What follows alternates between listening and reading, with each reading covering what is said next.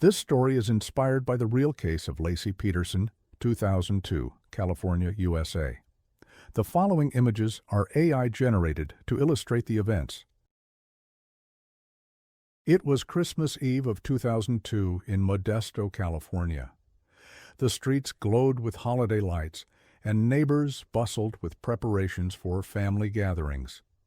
In the quiet suburban neighborhood where Laci Peterson lived with her husband Scott, the air should have been filled with anticipation and warmth. Laci was radiant, 8 months pregnant with their first child, a boy they planned to name Connor. Friends described her as full of life, deeply excited about motherhood, and eager to step into this new chapter. But behind the closed doors of the Peterson home, a tragedy was about to unfold, one that would capture national headlines, ignite media frenzies, and haunt the American public for decades. That morning, Scott claimed that Laci had gone out to walk the dog. It was a story that at first seemed plausible, even mundane. Yet by evening, when she had not returned and calls went unanswered, her family's concern shifted into panic. Police were called, and within hours the Peterson home was swarmed with officers, neighbors, and reporters. A missing persons case had begun, and what at first seemed like a simple holiday disappearance quickly spiraled into one of the most notorious true crime stories in U.S. history. The search for Laci was massive. Volunteers combed fields, rivers, and rural roads, while helicopters scanned from above. Her smiling face, framed by dark hair and a glowing pregnancy, appeared on every news broadcast and flyer. To the public, she was not just a missing woman, but a mother-to-be ripped from her family in the cruelest way possible. As days turned into weeks, suspicion mounted, not on a stranger lurking in the night, but on the person closest to her, Scott Peterson. His calm demeanor, inconsistent statements, and a secret double life began to erode the image of the grieving husband. What started as a community united in hope to bring Laci home began to fracture into whispers of betrayal and murder. The story was no longer just about a disappearance. It was about trust, lies, and the chilling possibility that the man Laci loved most was the one responsible for her vanishing. As the investigation pressed forward into January 2003, cracks began to form in the carefully constructed facade Scott Peterson presented to the world. While public volunteers poured their energy into the search, posting flyers, conducting candlelight vigils, and combing every inch of Modesto, detectives worked tirelessly to unravel Scott's version of events. At first, he claimed he had gone fishing on Christmas Eve, taking his small boat to the Berkeley Marina on San Francisco Bay. To many, this alibi seemed oddly specific and strangely timed. Why, people asked, would a husband choose to fish alone on Christmas Eve while his wife, heavily pregnant, stayed home? Investigators began to dig deeper, and soon the cracks widened into chasms. A key revelation surfaced. Scott had been having an affair with a massage therapist named Amber Frey. Their relationship, unknown to Laci, had begun weeks earlier, and when police confronted Amber, she agreed to secretly record her phone conversations with him. The tapes would later reveal a chilling pattern of deception.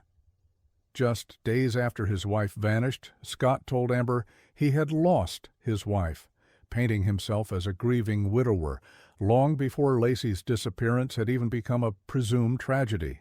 The public, once sympathetic, turned rapidly. Media trucks lined the streets outside the Peterson home. Reporters dissected every detail of Scott's behavior, and Laci's family, once supportive of their son-in-law, grew increasingly suspicious. Scott's stoic, unemotional appearances at press conferences contrasted sharply with the tearful pleas of Laci's relatives, who begged for her safe return. Detectives noticed more red flags. Scott sold his wife's car, began inquiring about selling their home, and seemed detached from the reality of the search. Meanwhile, divers scoured the murky waters of the San Francisco Bay, near the very place Scott claimed to have gone fishing, though nothing was found. For months, the case hung in a state of unbearable tension. No body, no definitive proof, but a growing mountain of circumstantial evidence. The story had shifted from a desperate search to a courtroom in the making.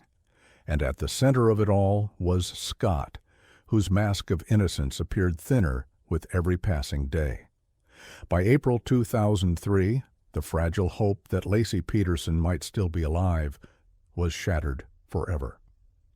On the shores of San Francisco Bay, not far from where Scott had claimed to spend that fateful Christmas Eve, a passerby discovered a decomposed body. Days later, a second, smaller body was found nearby.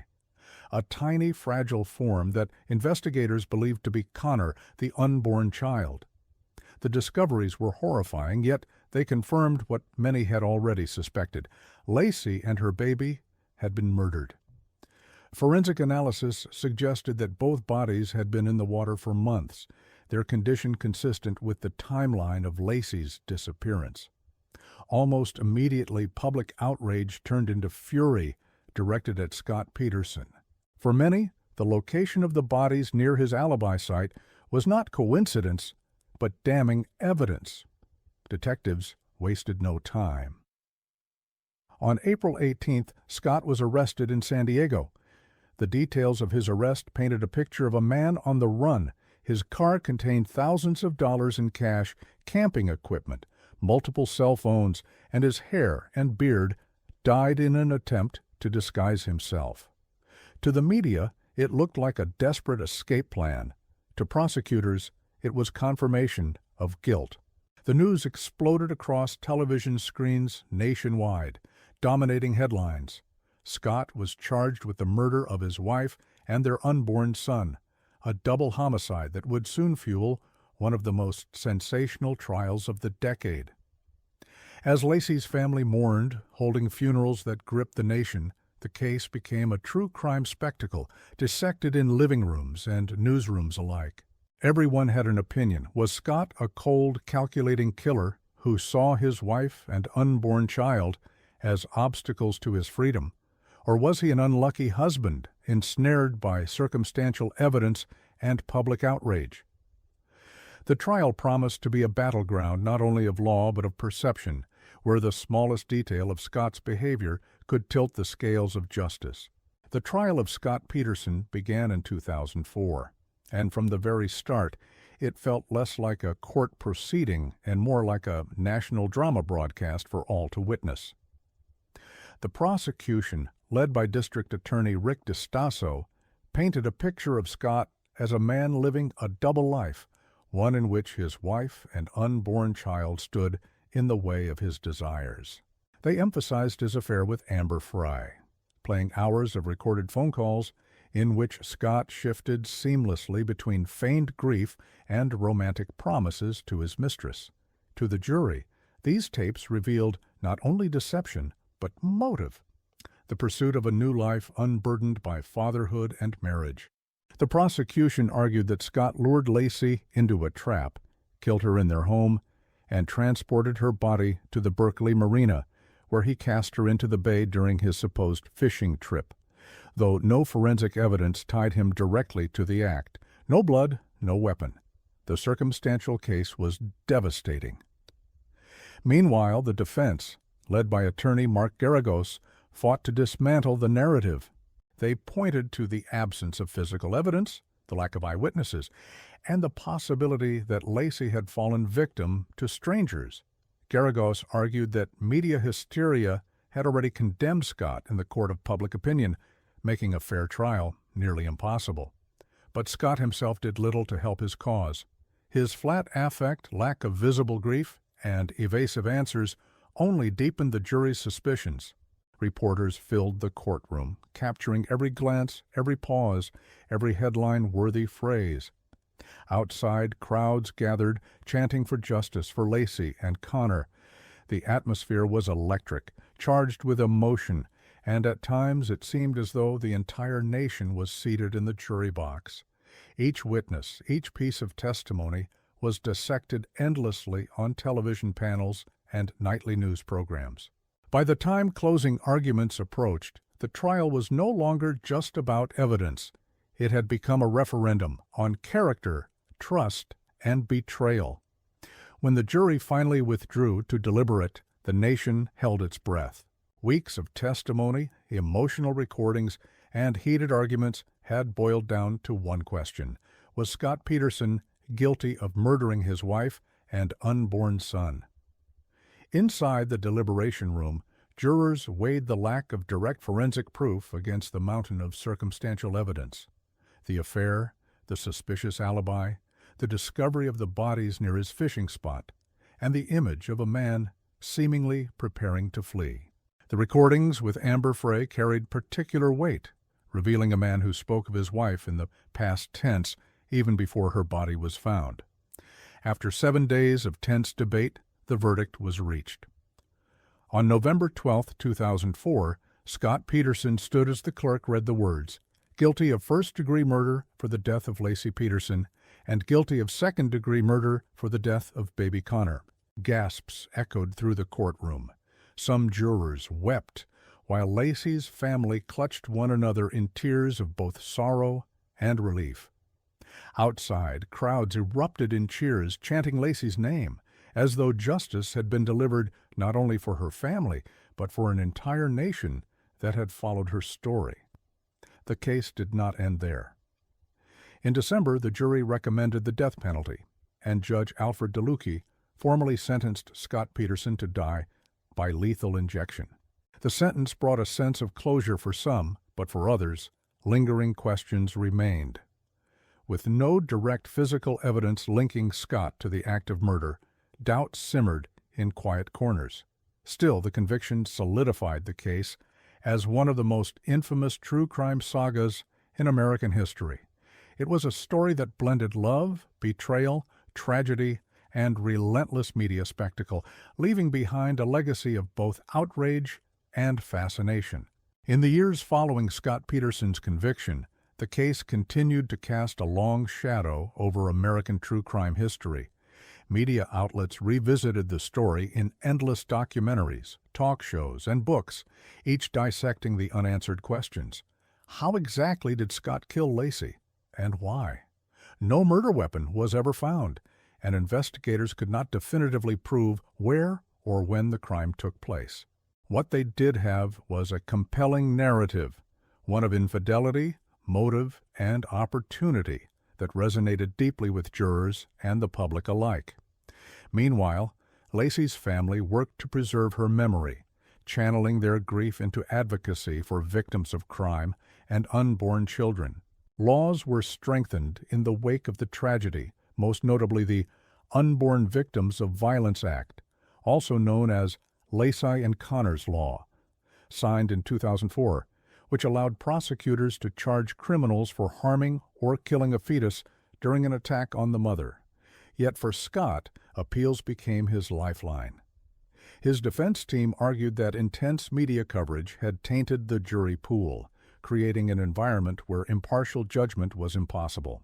They pointed to juror misconduct and procedural errors, insisting that Scott had been denied a fair trial.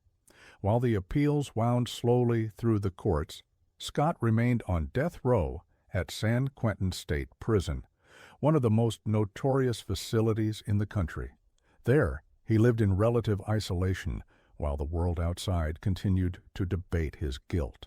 Was he truly a remorseless killer who had traded his family for freedom, or was he a man swallowed by circumstantial evidence and public outrage? The case blurred the line between courtroom fact and media narrative, ensuring that Scott Peterson's name remained synonymous with betrayal and tragedy long after the jury's verdict. By the late 2010s, the Peterson case experienced a resurgence in public attention as new developments unfolded in the appeals process. Defense attorneys pushed forward claims of juror misconduct, alleging that one juror had failed to disclose personal history that might have biased her against Scott. At the same time, investigative journalists and true crime programs reignited debates, presenting alternate theories that questioned whether Scott truly could have carried out the crime without leaving behind a single shred of forensic evidence in the home.